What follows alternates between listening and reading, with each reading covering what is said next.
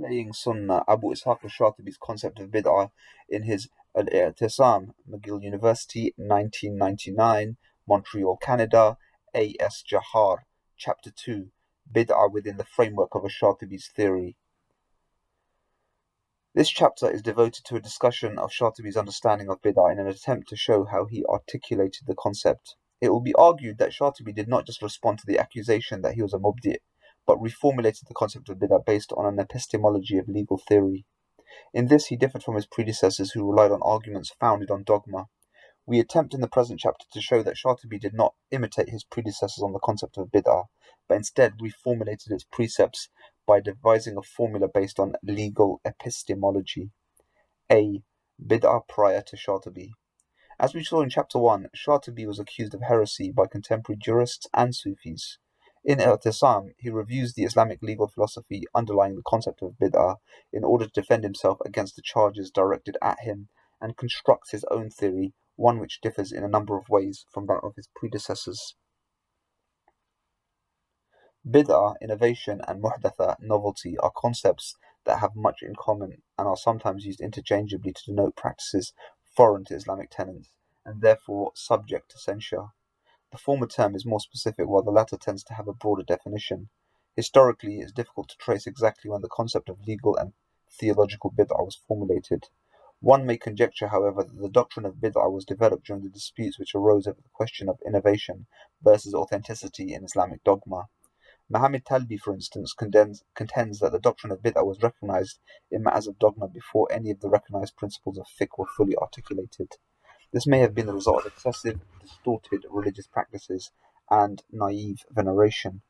The veneration of persons regarded as saints is one such example. Bid'ah may also have developed in response to social changes in the community which to some extent intruded into the domain of the Shar'iyya by merely altering the patterns of life.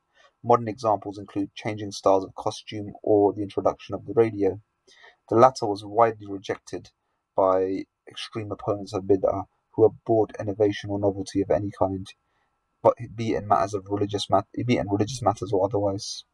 Our discussion of this issue will focus on Shatibi's I'tiṣām, in which the bulk of his discourse on bid'ah is to be found.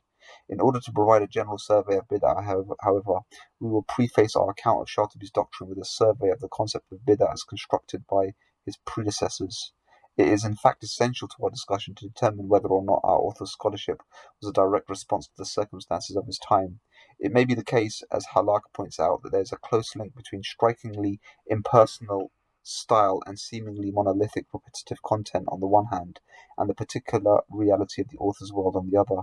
It will be seen that Shatibi not only responded to the charges of his contemporaries who accused him of being a mubdi', but also reformulated the concept of bid'ah to reflect a distinctive character that owed much to the epistemological and juridical principles of his theory.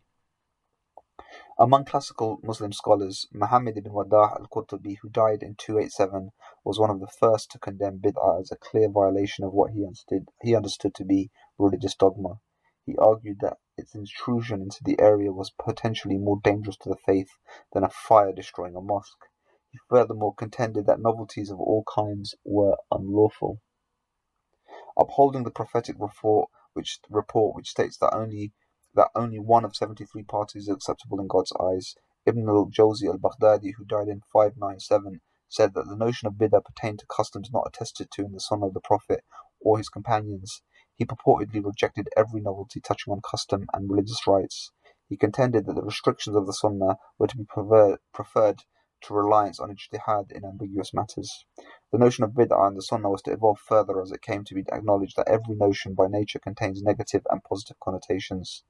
Devoting oneself to the Sunnah conveys the sense of following a true path taught by the Prophet or his pious companions to the Muslim community, whereas bid'ah was a less certain quantity. Quoting al-Shāfi'ī, who died in 204, commensurate with 281, Talbi explains that bid'ah in the first place represents unlawful innovation, which clearly contradicts the Quran, the Sunnah, or the Ijma'. Such innovation is qualified as error and is absolutely censured. In the second place, bid'ah is a form of innovation which was not attested to in either the Quran, the Sunnah, or Ijma', but is nonetheless lawful due to the positive changes it affects in human life. It is unlikely, however, that Shāfi'ī would have tolerated any muhdatha which touched on ibadah. In this case, Talibi seems to agree with Shafi, who considers bid'ah as good or bad. Stay tuned for the next part, which is the Maliki jurist al-Turtushi, who dies in 474, commensurate with 1081, and many more parts.